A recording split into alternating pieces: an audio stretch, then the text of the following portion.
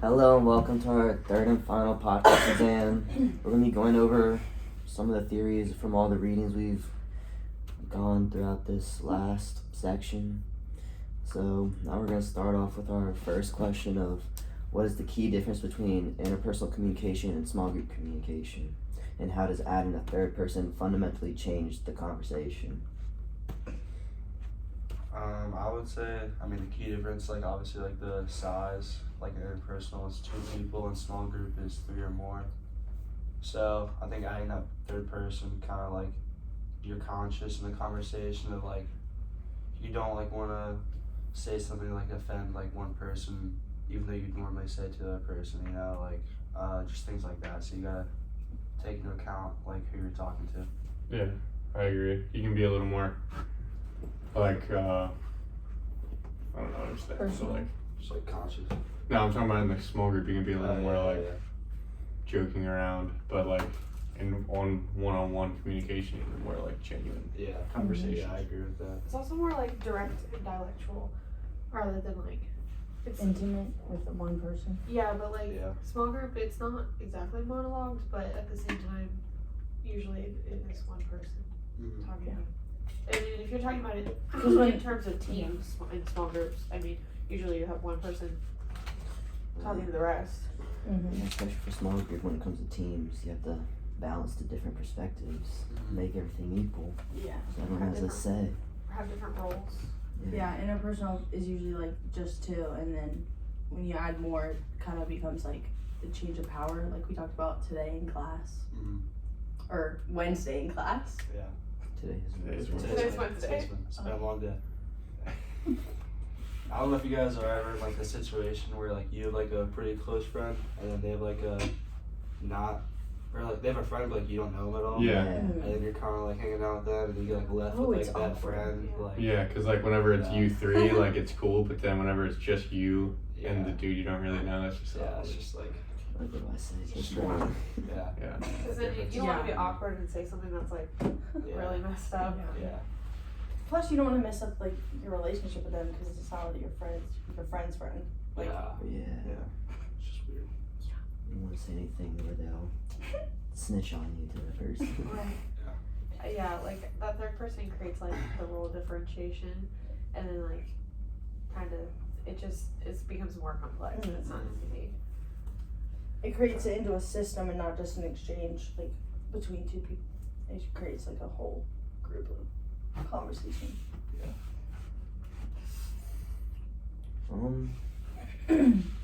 Symbolic coverage theory. So going back to, I was talking about the ship metaphor. Do you think if we changed the materials of the ship, it would still be the same ship, or would it be different? There we go. Oh. So you change the material of the ship, but it still has the same name. I guess I think it's different. I forget what I said whenever we were I'm talking pretty sure about I it was in the class. only one that said it was Different. Different? Yeah. Yeah. Because I think Oh because I yeah. remember him calling me out. Oh yeah, I think I do remember that. I still stand by that. I think it's different. Yeah, but I can see it from both ways. It could be the same thing as just remodeling a house, Yeah. but it's still the same house. Yeah, I could see it in a team metaphor. When you graduate, your senior class, and you bring in the new freshmen, even though it's still the same school. I guess it's But you graduated, so it's different. They have the same values and the same coach and stuff, but the team dynamic will change. Yeah. The new, not the freshmen and athletes are the new board being placed in the ship. Exactly. It kind of changes the entire feel of the entire group because it's they're adding different people, changes how you talk to people and how you get to know them and stuff as well. Yeah. I guess you could argue it another way because it's based on the shared meeting of the actual physical parts. Yeah. But it can be argued either way pretty well. I think. Yeah, I agree.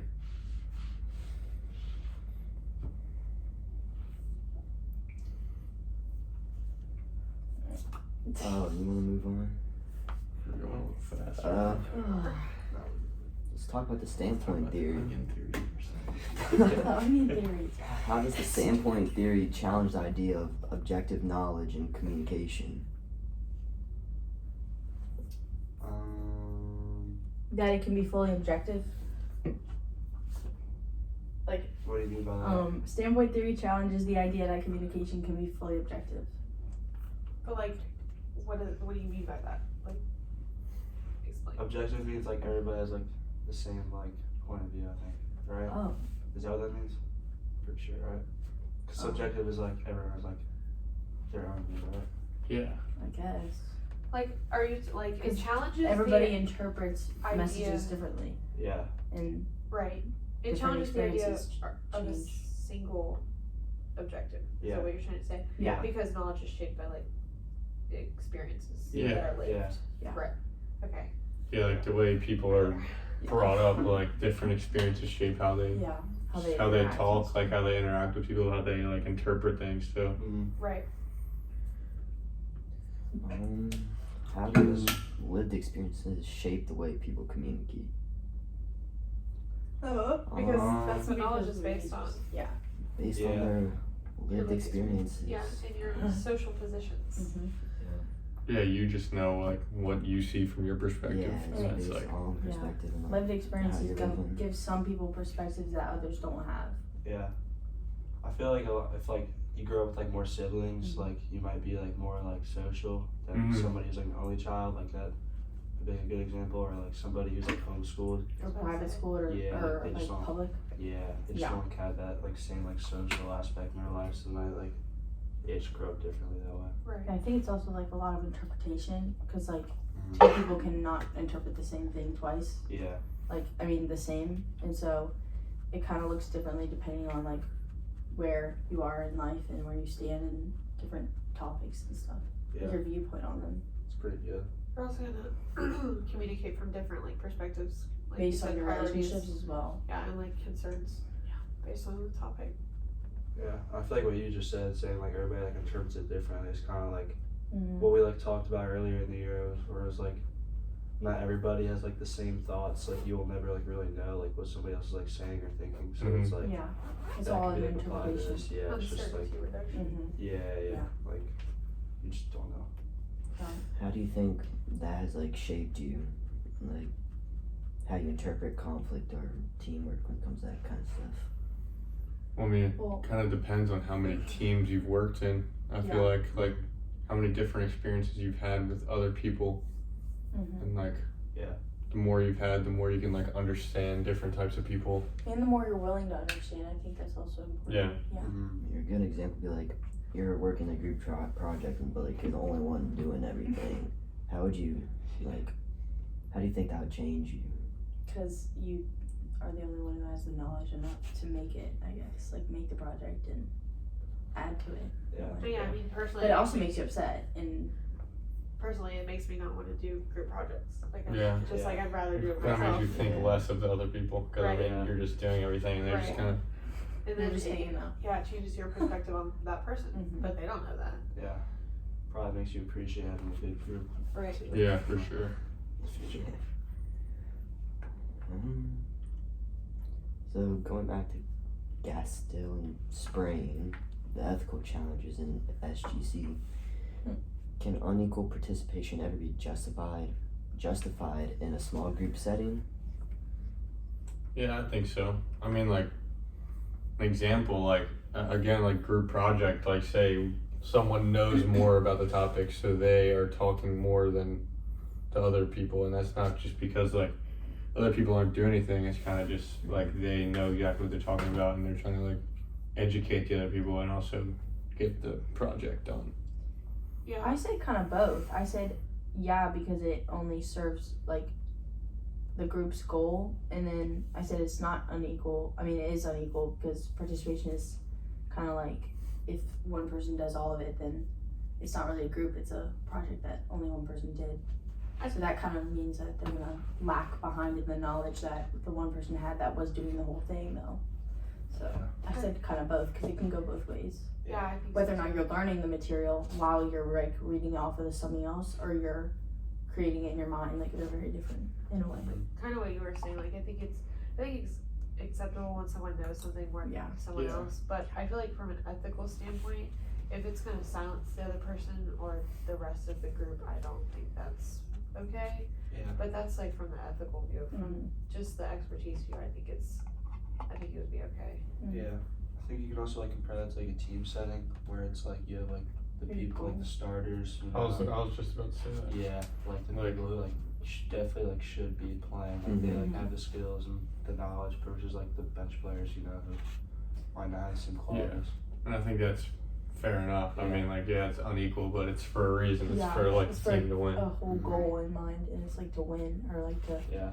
to get a good grade or something. Because when I feel like that's also back to the goals or whatever. Yeah. And I feel like with that situation, there's nothing you can ethically do wrong, I guess, because it's for the better good of the people. team. Yeah. Yeah. It's also Okay. not the people who are starting. It's not their choice to start. So they're not just like, yeah, we're starting. You're not. It's just You're like, not. Yeah. just so happens to be like that. Yeah. Yeah, those are great examples when it comes to sports, but how about, like, what do you think ethical listening would look like in, like, a small group communication? Like, Having patience, yeah. making space for the people who might not speak up as much. Mm-hmm. It can also be like listening to like actually understand what the other person is saying and not just to like Undermine. respond back to them. Mm-hmm. It's like actually Yeah. understand what they're talking about. Give an equal voice to everyone in the group. Yeah. Like, don't Yeah. interrupt. Mm-hmm. I agree. Very important. Do you think it's fair for certain people to take the lead in a group? Yeah, I think. I do. Yeah. I think. Wait, what'd you I think there's a lot of roles. I think it all in depends. small Don't groups. you think it also depends Yeah. on like the situation? I mean, it Just definitely like- does, Is but I it feel fair for certain people to take the lead in a group? Yeah, I mean, depending on the situation. like- We kinda both like- just. This is kind of like the roles thing. yeah. Like Yeah. you kind of have to have roles in a group, or And you it's can just also kinda- like redistribute Yeah. them while you're talking in a smaller group rather than like one leader in a class, like our Uh-huh. teacher. Like he's the main leader, so you can't like just give that role to somebody else who doesn't know as much as he does about the topic. Yeah, and even in like something like this, like if someone like there's a question that someone knows more than the other people, then they're gonna be talking more. Yeah. Yeah. I think that's also okay though, sometimes. Yeah, no, Well, that's Uh, that's like in the Yeah. beginning when he was like, "Who's gonna introduce us?" And I'm like, well, then kind of define it as your job. yeah. So Yeah. Yeah, I would definitely not care if the person who has more knowledge to take the lead. Yeah. Yeah. So, staying on this topic, what does being listened to look like in a group you're part of? Oh, like being patient and not interrupting anybody, and is that what he said? Yeah, I didn't really hear the question, to be honest. No, you're answering it correctly. Yeah, Okay. your answer, right. Yeah, I feel like it's just like, Active listening. yeah, I feel like, But how would you describe active listening? Like piggybacking off of something you said, like back and forth, I guess. Or also Like- like paying attention, like making sure Yeah. that the other Yeah. person knows that you're Mhm. listening. Yeah. And not just saying yeah, I guess, because I just did that, but. like, Also, I you're feel not like looking off into space Mhm. and like doing whatever. Like you Yeah. actually are engaged with what the person's saying. I agree. Also, like letting everyone have a say, like not Yeah. you just like rambling on. Like let everyone Right. talk about what you're talking about. I feel like if somebody's like just waiting to say like what they're going to say instead of like actually like taking Yeah. like, what Taking you're going to what say you're like into saying. like, you know, Yeah, just knowledge. like start sticking up for yourself. When it Yeah. comes to talking groups. Yeah. It's not just like talking either. It's like even in swimming and soccer and lacrosse or whatever. Like I feel like it's also like sticking up for yourself. Like if you're sitting on the bench and like I feel like with what you just said, like I feel like somebody would get knocked over and down, but the people who are starting like could bring them back up. You know, like like a captain is usually the one that starts, right? Yeah. I don't know how soccer works, but Yeah. you said it. I feel like that's also like a role that's like given to you and it would be cherished. Yeah. And like you're kind of like the leader, and so you kind of like shape the way other people think and stuff. Yeah. So taking that responsibility is like a big deal. So you got people that look up to you. Same Yeah. with swimming.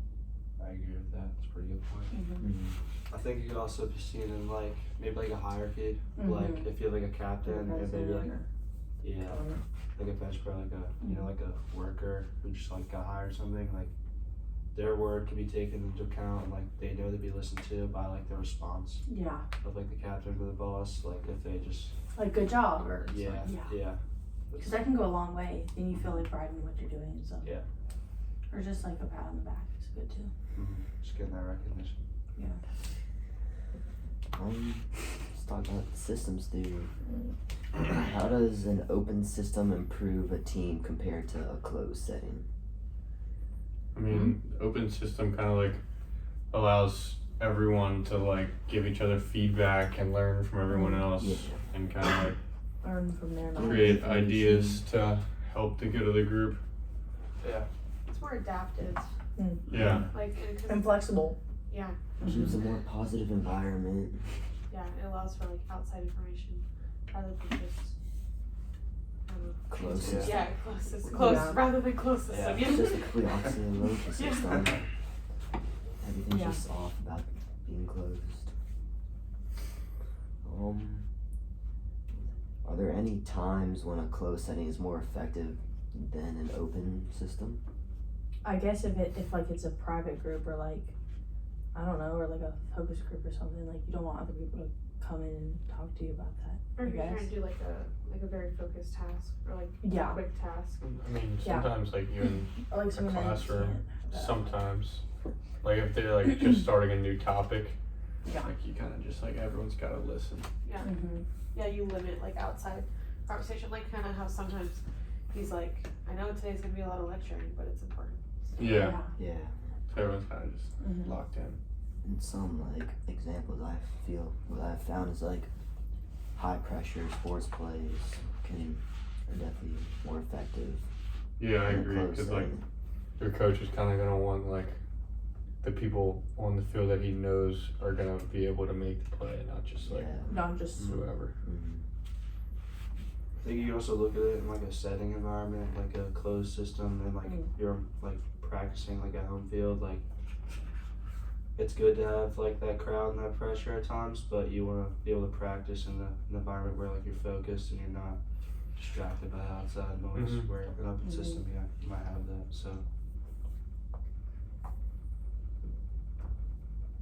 I feel like it can also be better at times, you know? Because then you're getting like more creativity in a way when you're talking to somebody rather than You think openness?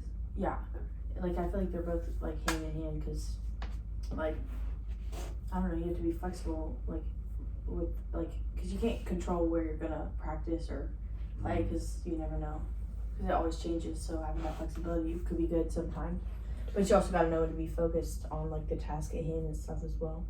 So I don't know, I feel like they're both useful in a way. yeah, You just gotta know when you're gonna be using either one, I agree. like a team. I don't know. It's just How do you think this can relate to small group communication versus interpersonal communication? I think small group is more open and interpersonal is more Yeah. closed. Yeah.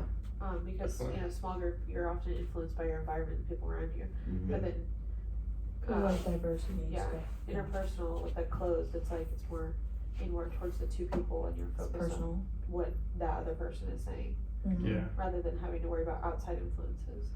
And small groups, you can get like feedback from other Mhm. people. You can benefit more as well. And Mhm. usually, in a interpersonal communication, it's just like someone's talking and someone's listening. Just more closed. Yeah.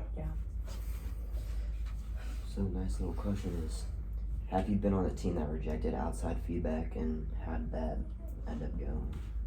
Oh well. Care to share? So Yeah. yeah, what it's all. Well, like we were trying to decide whether or not to get like caps for our old team, and like the coach decided to not take into account other people's like opinions about it, and it kind of made the whole team dynamic like not well. It was like also with the swimsuits as well. It was like a big deal because we all had to get the matching ones. He didn't really take into account like which color we got or how like people would react like that. It was not even our team color. Yeah. And it was really bad, and Yeah. so he like didn't really care to ask, and it was like he kind of made that decision like a closed way, and he didn't really care to like take into account the other people on the team, and he didn't even ask the captains either. So I thought that was really not that was like a bad idea for him because now It is. I don't know, he kind of like changed the entire way we thought about swimming and how like he didn't care enough to ask about like the color we wanted. Yeah. I know it's just a color, but it's still, It's pretty selfish. Yeah. Yeah. I feel like he didn't even ask us captains, like, cause I was captain at the time, and he didn't even Yeah. ask us how like what color we wanted or whatever. It's not just about the colors, just in general. Yeah. Jeez. So the question was, how can outside feedback be bad, right? Yeah. I'm thinking like, say a professional sports team, like the coach starts looking in the comments on Instagram, Yeah.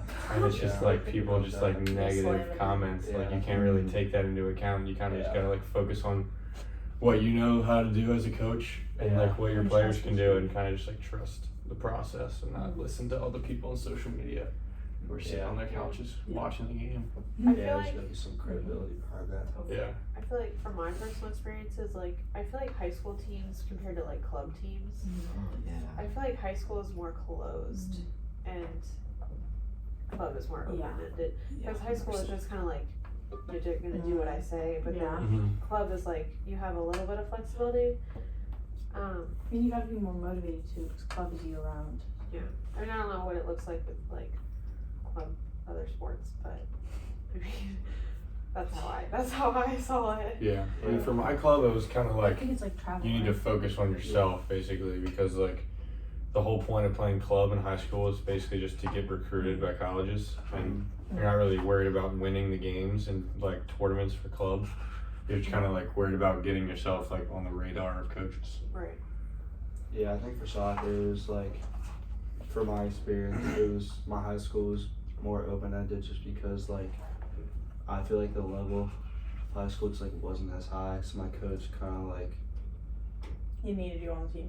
Or, yeah, like, or like you were or good. almost yeah, he just like didn't, he wasn't as strict as club, or like where club was like pretty serious. Like that was where like you were like playing like a higher level and like you need to like take that time to like improve.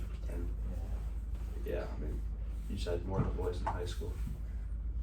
Yeah, definitely from my experience, whenever I was like starting off high school, like 9th, 10th grade for high school swim, Yeah. the coaches would always ask you like on a Google form for high school tryouts, like what are your best events, and you'd fill them out, and then she would be like, oh, you're swimming these events, that are like my worst events Yeah. ever. She's I like, feel like I'm like, what do we do? And she's like, well, we don't need you in the other events. I'm like, so you expect me just to get last place or something? I'm like, yeah. I feel like with our Pretty county, rough.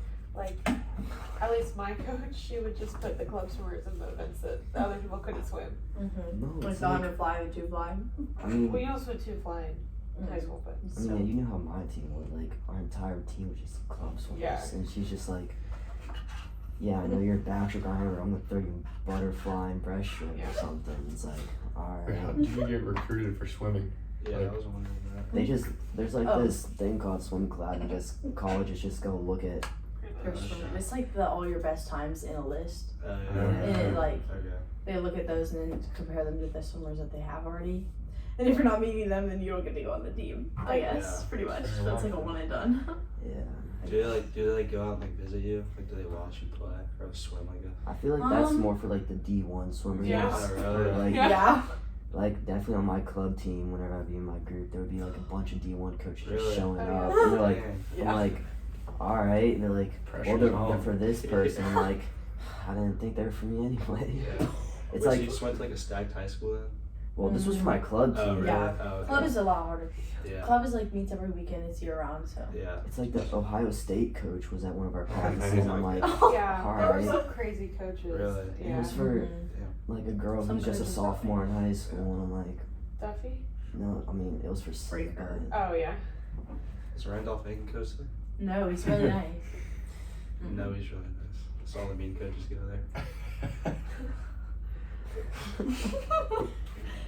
It's like, yeah. We're getting off topic. Whatever. We're Yeah. getting off Yeah. topic. Let's talk about Levinas. Levinas? Yeah, Levinas. Time and the other Nice. vicinity. However you say that word. Oh boy. How do you say this? I'll cut this out. What did you call it? Vicinity. That's what he Vis- said. Fecundity. Let me see it. Oh. Oh. Fecundity? Yeah, exactly. Go with that.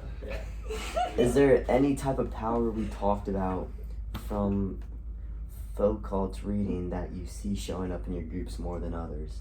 For example, disciplinaries, Sovereign. sovereign. You got that. Gosh, I'm so tired. It's alright. Yeah, guys, lock in. Is that it? Yeah. Disciplinary, like there's, like I kind of brought this up the other day in class. Like every team has their own disciplinary like actions. Kind of depends on the team, I guess. But like there's certain expectations and like norms that they have. Like, and then for us, if someone's late, we gotta run. Yeah, we got the similar thing. It's kind of like there's kind of like some subtle like rewards and punishments. Yeah. Yeah. But like the But whole we're not team doing isn't this. defined Yeah. on just that. Yeah. Yeah, I know for my team in high school it was like very disciplinary, like no like horseplay was like taken. Like Oh yeah. any small thing, like if you were like if coach called you over to like come talk and you were like walking, like if one person was walking, like you were like on the line, like it was overly Disciplinary. disciplinary. That's how my high school team was too. Yeah, and for here it's a lot. To be honest, it's a lot less disciplinary. Yeah. Which, Here? yeah, which I might think it not, is for might us, not be too. as good, to be honest. Because for my swim team, if you were like, if you didn't go to a certain amount of practices a week, you were kicked off and bumped down to the lower group, Yeah. which sucks. Like, we had to be there 7 days a week, Yeah. like twice a day sometimes, and like, because they only offered it for 6 days a week, so. But like, that was a 7 days, lot. And twice a then week. if you didn't have to like, and if you didn't go for the amount of time, then you were no longer invited into the senior group. And so, like, I feel like that was a lot less, I mean, a lot more like strict than it is now. Cause like, I feel like now it's like you kind of chose to be there, so. Yeah, sounds pretty strict. I feel like you said sovereign. Like I feel like there's got to be a good balance between sovereign and disciplinary because Mhm. like you know most teams have captains and coaches, but you've also got you know you have to have expectations. So Yeah. Yeah. Yeah, for Okay. sovereign. But having like, that like balance though is probably really good. Yeah, it is. What were you saying? like we have like some of like our captains have some rules like that they made for our team. Cause like I'm not sure what was going on last year, but this year we have there's people can't like go out during weekdays, which Yeah. seems kind of like reasonable. But apparently that was not like happening last year. People were Yeah. going out on weekdays. Yeah, like we school kinda- nights? Yeah. Yeah. so it just became like a new disciplinary action. That Yeah, and it wasn't even from our coach. It was from the captains, just to like make us more accountable. Well, it's like we have the 40 Yeah. hour rule. 40 hour. Yeah, we also have that. Yeah, we had that too, and it was like every time we lost a game, our captain said we weren't allowed to like go out or do anything. So yeah, that sucked. We lost a meeting. We all had a party. I'm just kidding. We did not. It's okay, bro. We get beat a lot. Moving on. Anyways, next. Moving on to Stolen Walker. Is there any more questions for that one? Lebanon? I mean, unless you want to talk about what kind of power felt the most, or which kind of power do you feel the most in past group projects? I feel like disciplinary shows Yeah. up more. Definitely.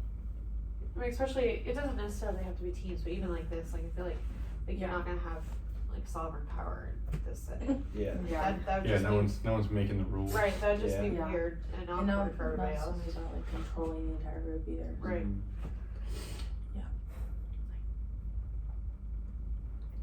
Alright, now let's talk about Stolen Walker. Bona fide groups. How does being part of a bona fide group change the way we communicate compared to more temporary groups? Because the roles are more established in a way. And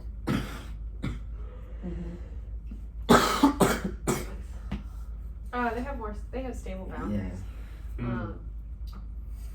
I just lost my train of thought. Someone pick up, please.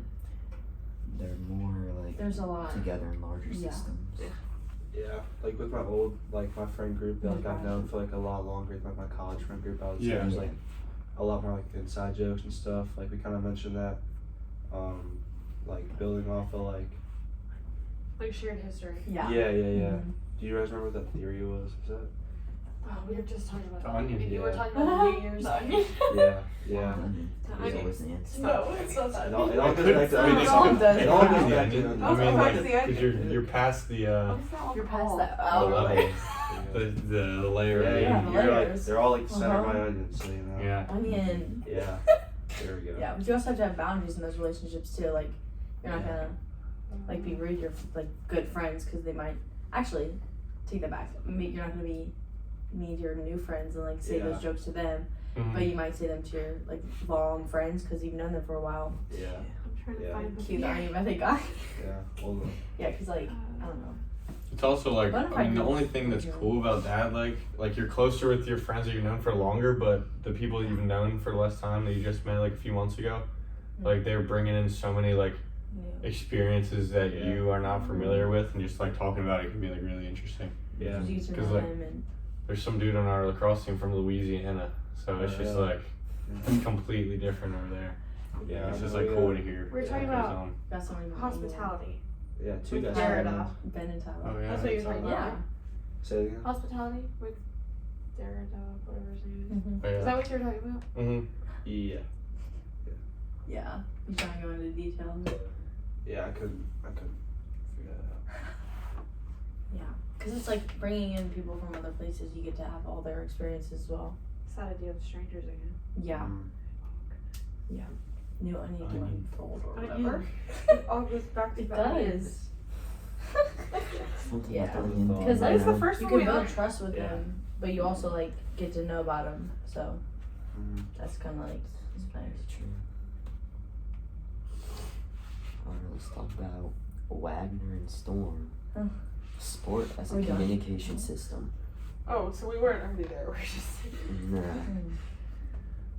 Using Wagner and Storm's idea of sport as a communication system, how can Foucault's typology of power help better understand the ways in which power operates in sports?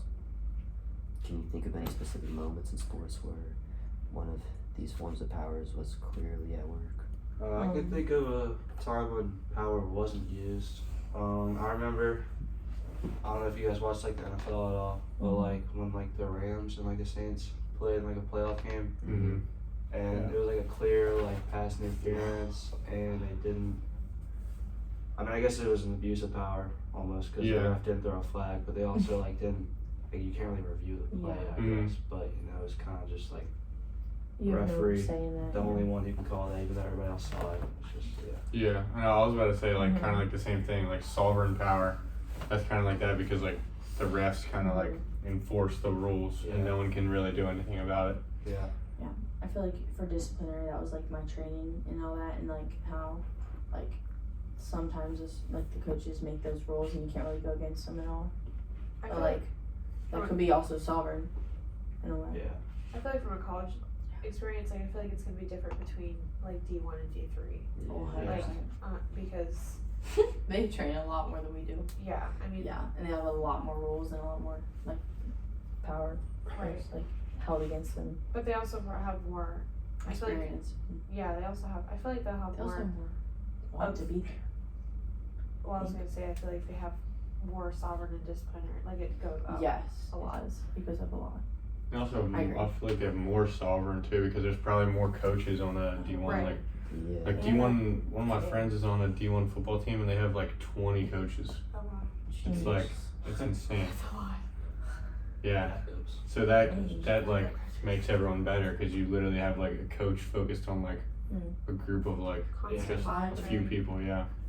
It's pretty. It also makes you feel more like obligated to work harder, I guess, because it's like you have people watching you. Mm. Constantly. Yeah. And there's people that are all like working towards the same thing as you because Yeah. it's like position groups. Yeah. Yeah. You always want to get better, and you want to be the best, and you want to get recognized.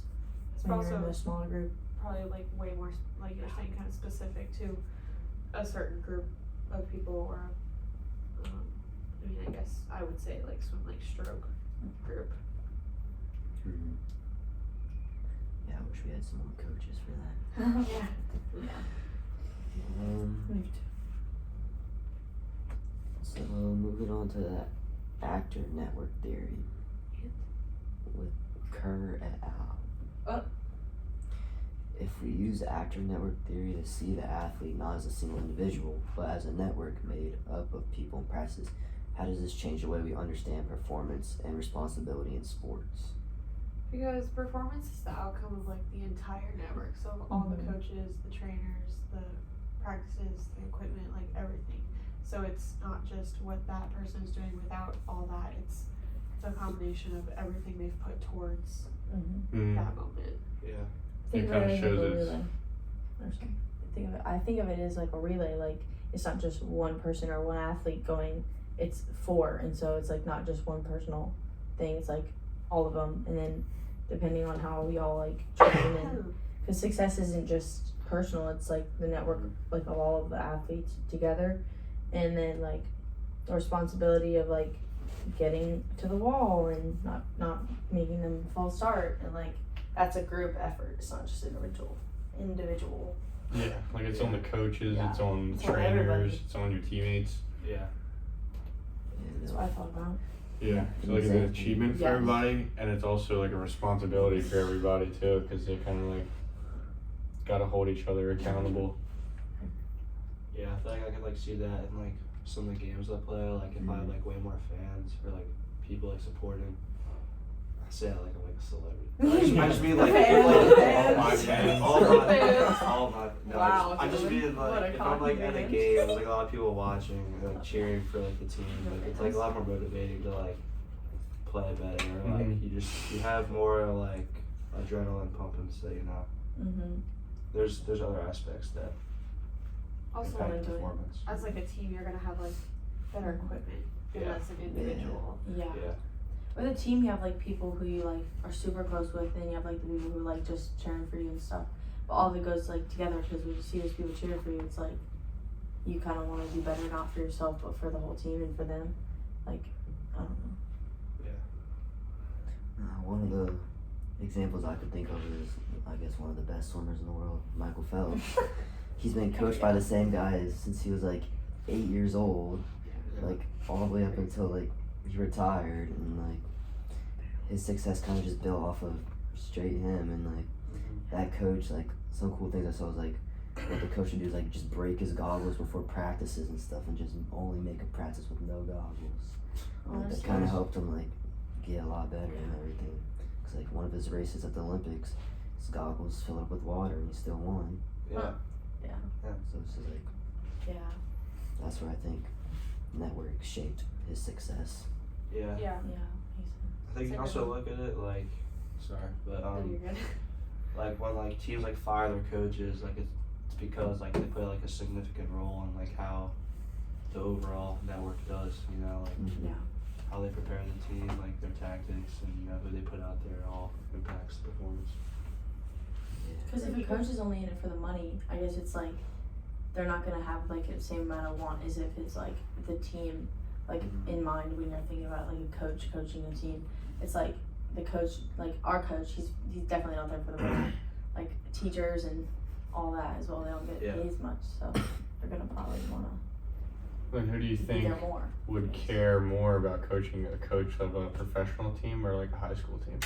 A coach of a But professional team because their But job is also going like on. but the high school coach is not getting paid Oh, like that's barely true. any, but You're he's right. willing to be there every It's day. also not volunteering. For the passion. Ooh. Mm-hmm. It's like professional that's a good coaches get question. paid a lot. Yeah. Yeah. They do get paid a lot. Yeah, They don't I think really- those depend. I think it's also like the sport as well, because swimming is very hands-on. Like you gotta be like, you gotta know what you're talking about. You gotta know the strokes. You gotta know like, I had one coach that I had to tell her all the strokes, and it was in middle school, and I was like, Mom, I had to tell her what the 4 strokes were, and she was like, what? And it was really funny. But like then she You like, gotta tell your coach how to coach. it was really It's not a funny. good sign. It was hilarious. That's It was what in you middle said. school. I think it just really depends on like their background. Yeah, Mhm. Yeah. yeah. Could also be like the stakes of like professional game, like their like entire like reputation, like billions or millions Like of Michael people. Phelps, Like, his coach is probably getting a lot of money. Well, I know like yeah, they might not be. Some might be in it for the money for high school because you know they get. I know at least at my high school they got extra if they coached a sports team. So I don't know how that would change anything, but mm-hmm. I mean, my senior year, our head coach quit. She quit. But like she was still coaching, but I guess she was still getting paid through the school. But I want to say she stepped down now that she's not teaching. I don't know, but it could be. Just a random thought. Good thought. Let's talk about families as small groups. What roles do different family members tend to play, and how do these roles shift during times of stress or change? For my family personally, I would say my dad is like the leader, like, and in times of like distress or like worry, like I feel like a lot of, kind of like the weight that we feel, like me and my siblings, like we lean on him, or like we look for him for like guidance. So I would say he's like the leader, in that aspect. So he's like the decision maker and also like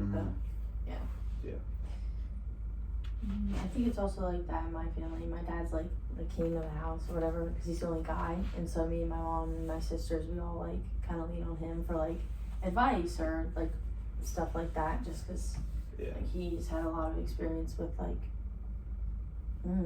finance stuff, and because he knows what he's doing with that and like how to treat. Yeah, I feel like dads are more leaders and moms are more like nurturers. Yes. Yeah, I agree. Like I'm not gonna go to my mom if a guy hurts my heart or something. Like I'm not gonna like do that. I mean, no, my dad. I'm not gonna go to my dad for that. Yeah. My bad. I might go to my mom for that, but like, what about siblings?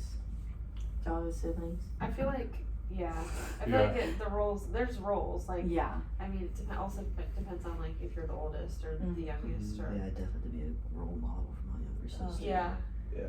Oh my gosh. She looks up, like younger siblings definitely look up to you. Oh yeah. They look to you for Someone- guidance as well. Yeah. So You gotta be a problem solver if you're the oldest. Yeah. It's almost like Yeah. a hierarchy, Yeah. just like by age. Exactly. So what roles do you see shift the most in families? I think if a parent becomes like stressed or Oh my like they gosh. might start withdrawing from their role maybe a little bit. Yeah. Or if they're just in a really bad time. Then maybe like a child will step up and take that responsibility. Yeah. Yeah. Depends on the age as well. I was gonna say if like I mean it can be the mom or the dad, but like if something's going on, then like maybe the oldest sibling will kind of look after and take care of the younger siblings or something like that. Mm-hmm. Yeah, I know in like my experiences, like when my mom would like go for like a work trip or something, like my dad would like tell me and like my brother who's like the oldest that like we need to like step up and like do like more chores around the house like while she's gone. So like just like stuff like that, like taking a step up in like your role. Let's talk about teams. Which small group communication theory best helps explain how a team you've been part of succeed or struggle? And why do you think this way? I'd say like systems theory, because like when a team, like success kind of depends on like coordinating everything as a team and like the feedback that you're getting from everybody in your group, and it kind of just like you gotta be accountable for each other. And I agree. Also, standpoint is a good one Mm-hmm. because of like the different backgrounds causing different, like you said, interpretations of things. Can determine like success or failure in the team at least. Yeah. Yeah, you need like different roles and different like backgrounds to get different like views and different contributions to. Or like even like I was talking about today with my presentation, like the different influences that it might have on a person that can affect the team.